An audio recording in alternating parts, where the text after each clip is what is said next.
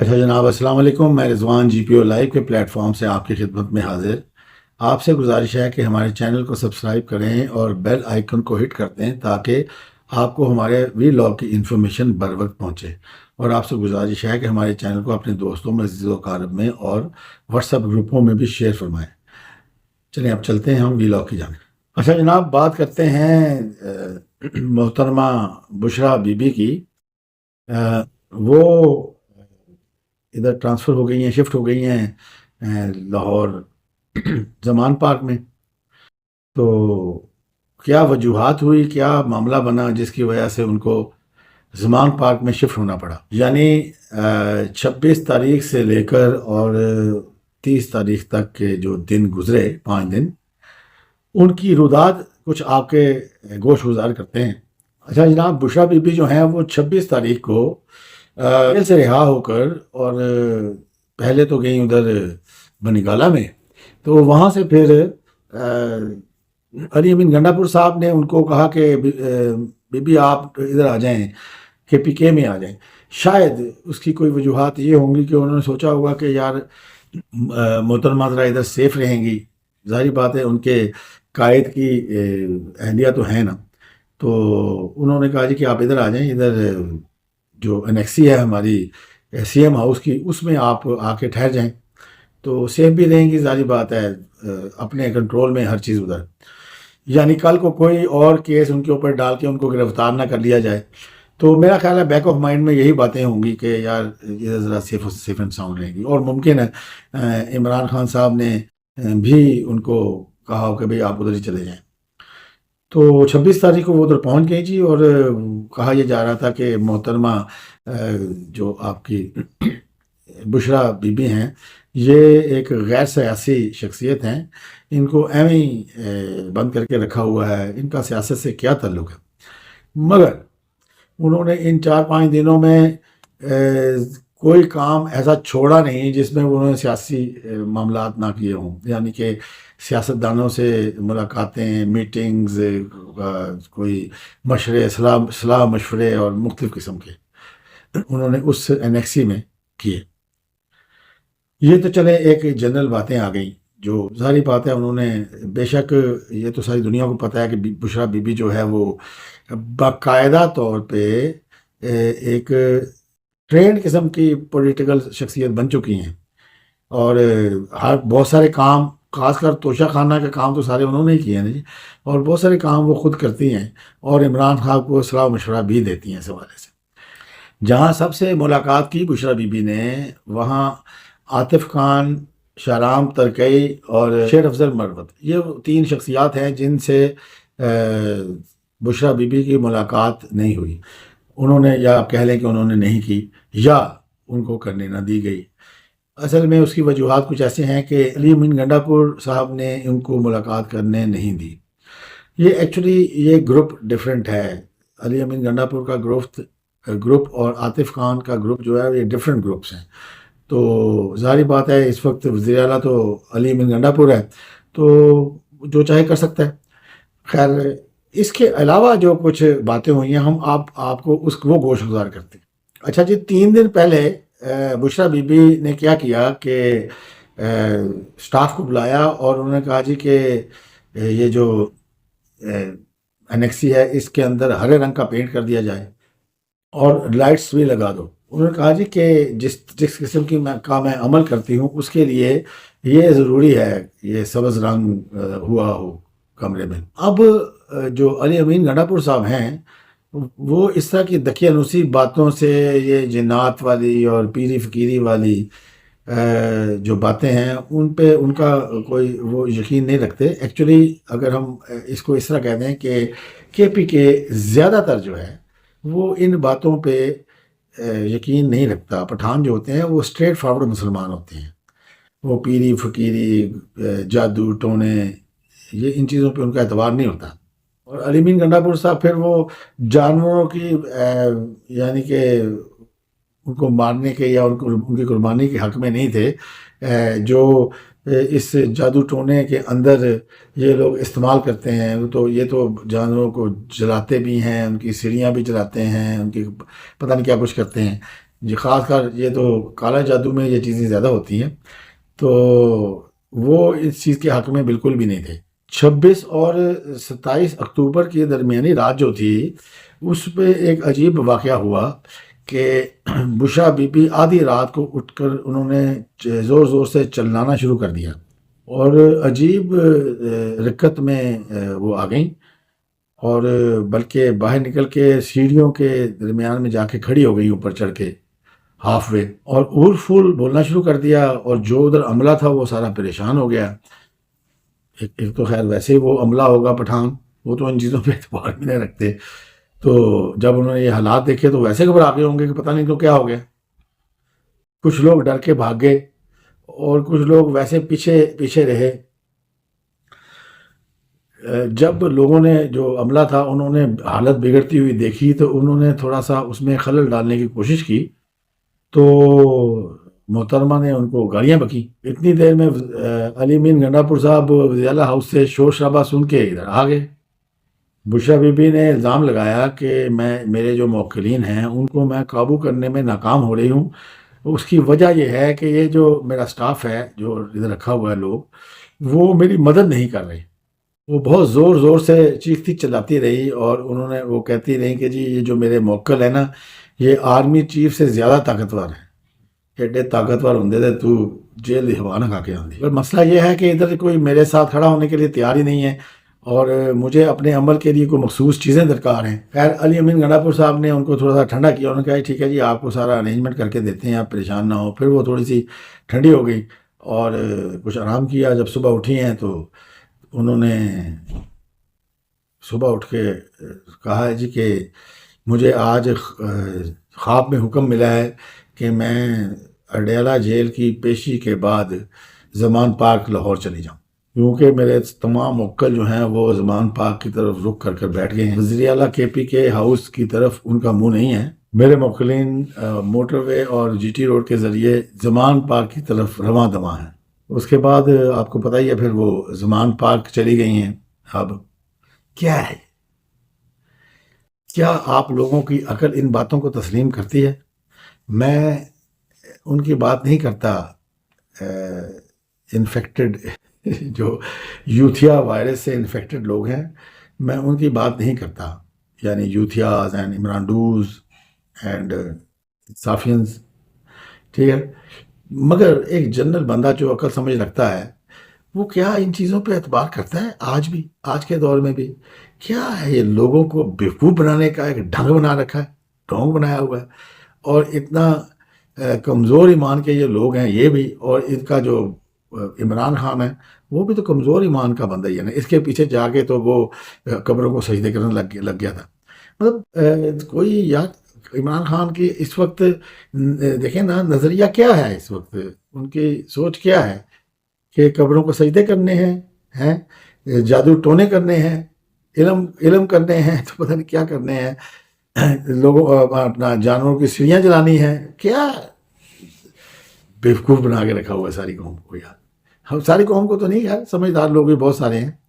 اس کا یہ الیکشن میں پتہ چل ہی گیا ہے، ویسے یہ جو ہے ابھی سپریم کورٹ بار ایسوسیشن کا جو الیکشن ہے اس حوالے سے پتہ چل گیا، تو سپریم کورٹ بار ایسوسیشن کی بات ہوئی تو آج عمران خان صاحب کے ساتھ جو ملاقات ہوئی، وہ پیشی کے بعد تھوڑا سا عمران خان صاحب جو ہے وہ اپنے میڈیا والوں کے ساتھ جو ٹاک ہے وہ ان کو بہت زور سے آ جاتی ہے، آپ کو پتہ ہی ہے، پرانی بات ہے، اب تو پیچ میں 20 دن قبض رہی ہے، مگر ابھی پھر سے یہی سسٹم شروع ہو گیا۔ وہ جب عمران خان صاحب سے گفتگو ہوئی تو ادھر ایک صحافی نے ایک معصومانہ سوال ان سے کر لیا کہ جی آپ نے یہ الیکشن جو لڑا سپریم کورٹ بار ایسوسیشن کا، اور بڑے نعرے لگائے آپ کے لوگوں نے کہ ہم یہ کر دیں گے، ہم یہ تو اپنی طرف سے کہہ رہا ہوں، تو یہ الیکشن آپ کیوں ہار گئے؟ آپ یعنی کہ یہ جو حامد خان گروپ وہ کیوں ہار گیا؟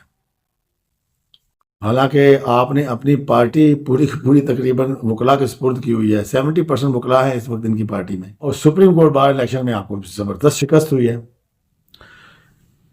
اس پہ عمران خان صاحب بڑے حیران اور پریشان بھی ہوئے، اور پھر آگے پیچھے دیکھتے رہے تو پھر ان کی سلمان اکرم راجہ پہ نظر پڑی تو انہوں نے پھر ایک طنزیہ انداز میں آنکھوں سے اشارے کر کے تو سلمان اکرم راجہ سے کہا کہ ہاں اس بات کا آپ جواب دو، یہ کیا کہہ رہے ہیں۔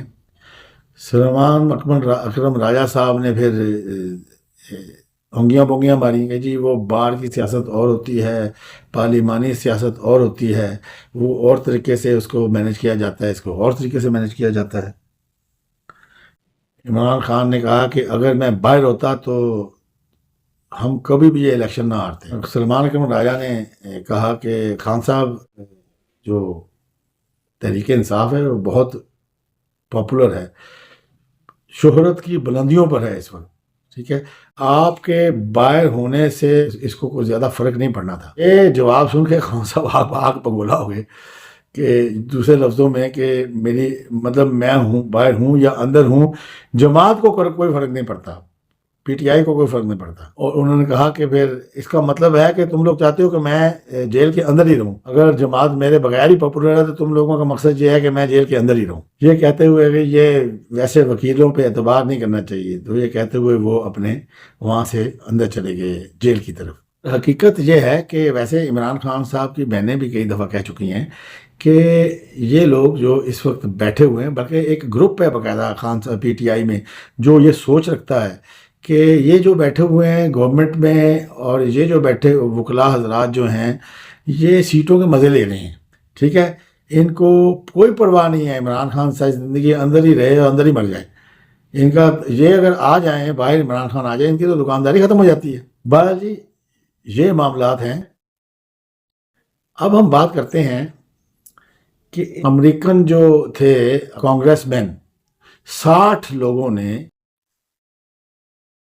جو بائیڈن جو ہیں ادھر کے صدر ان کو خط لکھا تھا جس میں انہوں نے یہ کہا تھا کہ ہمارے عمران خان صاحب کے ساتھ زیادتی ہو رہی ہے، ہمارے عمران خان صاحب کو رہا کرانے کے لیے امریکہ اپنا اثر رسوخ استعمال کرے، فوج پہ پابندی لگائی جائے، پاکستانی فوج پہ الیکشن دوبارہ کرائے جائیں اور عمران خان صاحب کو حکومت میں لایا جائے۔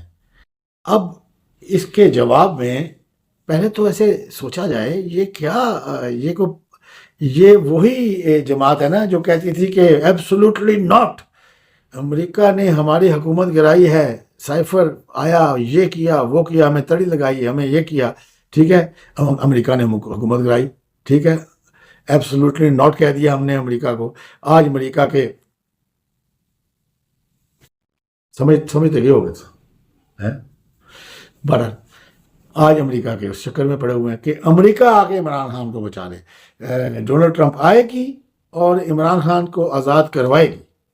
یہ تو حالات ہیں ان کے اس کے کولوفیل میں ان لوگوں کے تضاد ہے اصل میں، یہ پبلک کو کچھ کہتے ہیں، خود ان کا عمل کچھ اور ہوتا ہے، اور ہماری پبلک جو زومبیز ہیں، جو کلٹ ہے، جو یوتھیاز ہیں، جو امرانڈوز ہیں، وہ اس پہ بھرپور یقین رکھتے ہیں، جی آپ جو مرضی کر لیں، فل یقین پروگرام ہے ان کو، بالکل بھی اس چیز پہ نہ تو کوئی شرمندگی ہوتی ہے کہ یار ہمارے جو لیڈر ہے وہ ایک وقت میں ایک بات کرتا ہے، اگلے وقت میں دوسری بات کرتا ہے، یہ کس طرح کا لیڈر ہے؟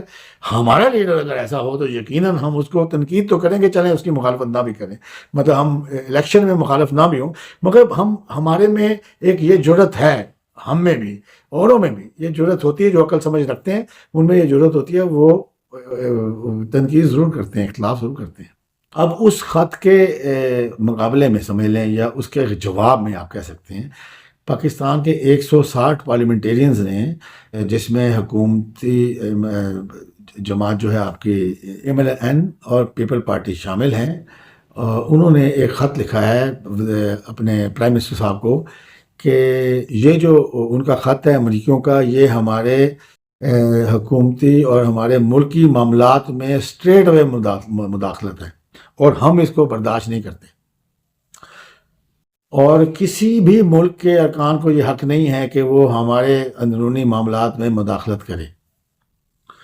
پھر اس میں یہ بھی کہا گیا، بلکہ عمران خان صاحب کا کچا چٹا کھولا گیا ہے کہ بانی پی ٹی آئی جو ہے عمران خان، اس کے خلاف عدالتوں میں کئی مقدمات زیر سماعت بھی ہیں اور کئیوں میں ان کو سزا بھی ہو چکی ہے۔ بانی پی ٹی آئی نے ریاستی اداروں کے خلاف تشدد، مجرمانہ دھمکیوں کو متعارف کروایا۔ بانی پی ٹی آئی نے 9 مئی والے دن بڑے پیمانے پر ہنگامہ اڑائی اور توڑ پھوڑ کی۔ ممبران پارلیمنٹ نے مزید کہا کہ بانی پی ٹی آئی نے سن 2014 کے دھرنے میں ہجوم کو اسٹیٹ ٹیلی ویژن نے اسٹیٹ بلڈنگز اور ریڈیو پاکستان پر حملہ کرنے کے لیے اکسایا۔ اگست 2014 اور مئی 2022 میں ملک کو مفلوج کر چکے ہیں۔ جیل سے اسلام آباد اور لاہور میں تشدد کو ہوا دینے کے لیے اکساتا رہا ہے۔ ڈیجیٹل دہشت گردی سے سوشل میڈیا کو بدامنی کو ہوا دینے، ریاست کو دھمکانے کے لیے استعمال کیا۔ ارکان پارلیمنٹ مزید لکھتے ہیں کہ بانی پی ٹی آئی کی منفی مہم میں کردار امریکہ اور برطانیہ میں مقیم منحرف عناصر ادا کر رہے ہیں۔ امریکہ اور برطانیہ کی ریاستیں اپنے شہریوں کے خلاف غیر معمولی اقدامات کرنے پر مجبور ہیں۔ امریکہ فارن انٹیلیجنس سرویلنس ایکٹ کے تحت مواصلات کی نگرانی، ملٹری ایکشن 2006 کے تحت لوگوں پر مقدمہ چلانے کی اجازت دیتا ہے۔ فروری 2024 کے انتخابات کے بارے جو کانگریس مین کے خیالات ہیں وہ غلط ہیں۔ بین الاقوامی طور پر انتخابات کو آزادانہ اور منصفانہ تسلیم کیا گیا ہے۔ پی ٹی آئی کی کوشش ہے کہ وہ اس انتخابی مشق کو ناکام کرے جس میں وہ کامیاب نہیں ہو پائی۔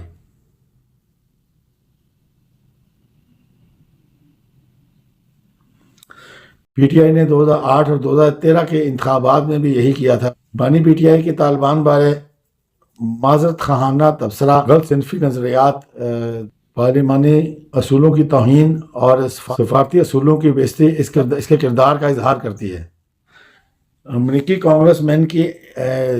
امریکی کانگریس مین کی ایسے شخص کی حمایت حیران کن ہے اور آج تک اس عدالت کا مفرور ہے۔ بانی پی ٹی آئی بدعنوانی کے ثابت شدہ الزامات کے تحت قید کاٹ رہا ہے۔ کانگریس اراکین کا زیر سماعت مقدمات پر تبصرہ عدالتی عمل کو متاثر کرنے کے مترادف ہے۔ آکسفورڈ یونیورسٹی نے بھی بانی پی ٹی آئی کے مجرمانہ کردار کی وجہ سے اس کی اپلیکیشن کو ریجیکٹ کر دیا تھا۔ اس کو امیدوار نہیں بنایا چانسلر کا۔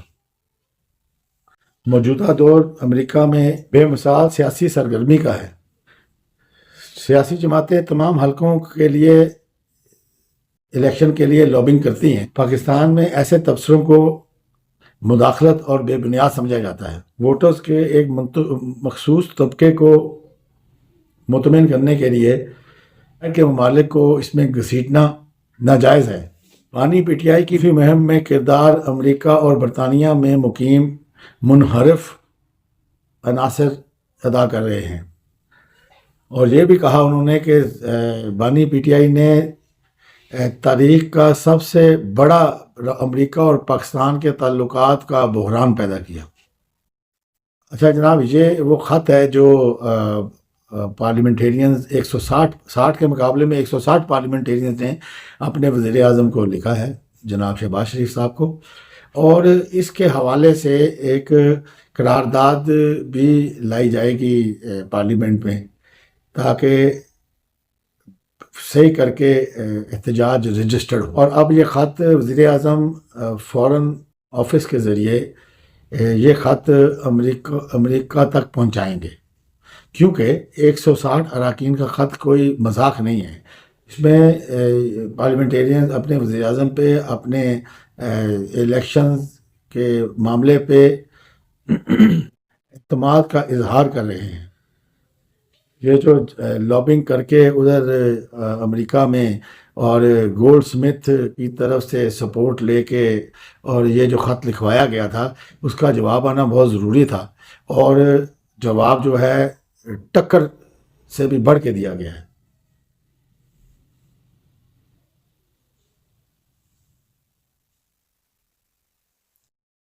یہ ایک منہ توڑ جواب ہے، اور ایکچولی اس کو ہم یہ کہہ سکتے ہیں کہ اصل میں یہ ہے ایبسولوٹلی ناٹ۔ آج کے لیے اتنا ہی جی، پھر کل انشاءاللہ تعالیٰ آپ سے ملاقات ہوگی نئے ولاگ کے ساتھ۔